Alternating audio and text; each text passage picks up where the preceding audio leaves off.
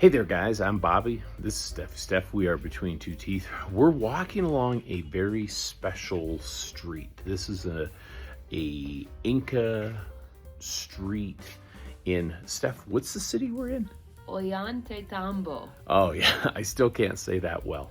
When the Spaniards, the conquistadors, kind of conquered the Incas, they kind of destroyed much of the structures, but this one survived. You can look at kind of the walls. These are the traditional walls, and it's a very sacred spot.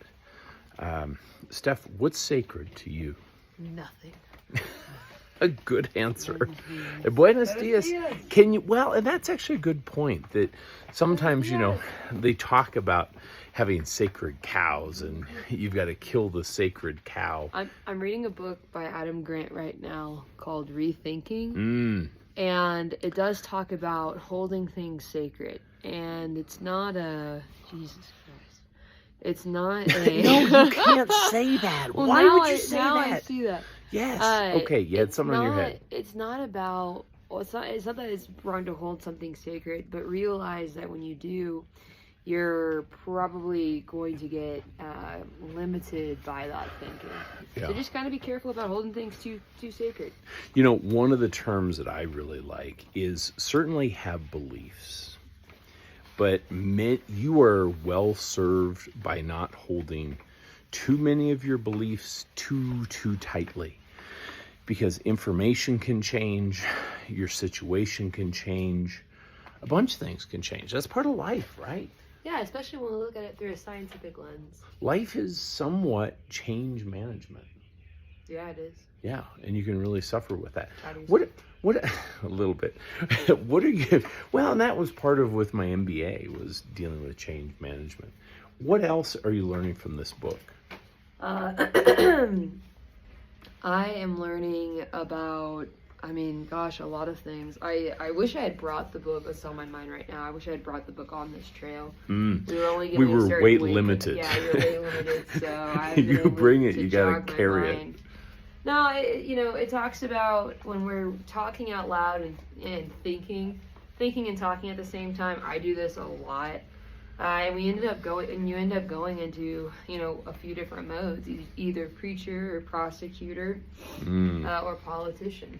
And some of those modes, there's no evidence, such as a politician or a preacher, for what you're saying, but you say it with such fervor that people believe. And then other modes, like prosecuting, definitely have evidence. And if you're a prosecutor or a lawyer, you know very well that without evidence, your argument doesn't stand. But it has to do with attacking other people. We really don't want to attack anybody. Yeah.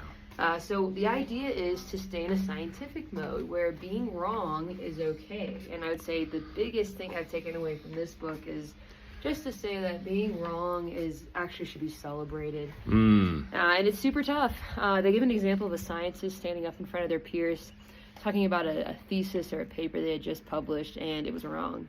And when he finally considered why it was wrong, he got in front of the audience, and he was supposed to present why it was right, but instead he stood up and said, "Guys, I didn't think about this. This is why this is wrong." And he was humiliated, but the crowd, the audience of his scientific peers, stood up and applauded him. And because it takes great courage to admit when you are wrong. I think Einstein really embraced failure. It's easy to pretend you are right. Yeah. But when we pretend we're right, we just end up confusing the truth. And so part of it is, if you're a scientific mind, you're just searching for the truth. You just want to get, when you're wrong, it should be celebrated because you're one step closer to that truth. And you probably should surround yourself with people that think like that. Yeah. No, I hear you. It's challenging, it's difficult, and it can be harmful to be really set in your thinking. Right. Being open to the possibilities of, what if I'm wrong? If you're not changing your mind and thought pattern on a whole lot of things, then you're probably not that smart. Or you're not interacting appropriately with your environment, because your environment's telling you all sorts of things all the time. There's a chapter in this book by Grant, and it talks about detachment, detaching your ideas from your identity. And so you can have an idea, but don't tie it in with who you are, because it'll make it really tough to let go of that idea, especially if it's wrong. That's how polarizing groups happen.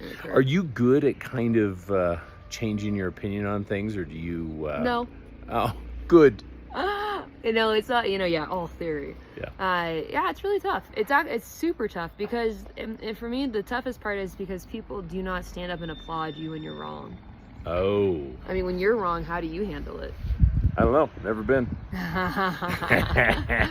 Yeah, it's tricky, but that's where the growth happens, is when we're wrong. And so embracing it as a step towards the truth is a big deal. And when you're out on adventures like this, pretending to be right can get you lost, can get you killed. Get you killed indeed. Yeah. All right. Well, listen, guys, thanks for joining us. If you like what we're talking about, hit the subscribe. Bye.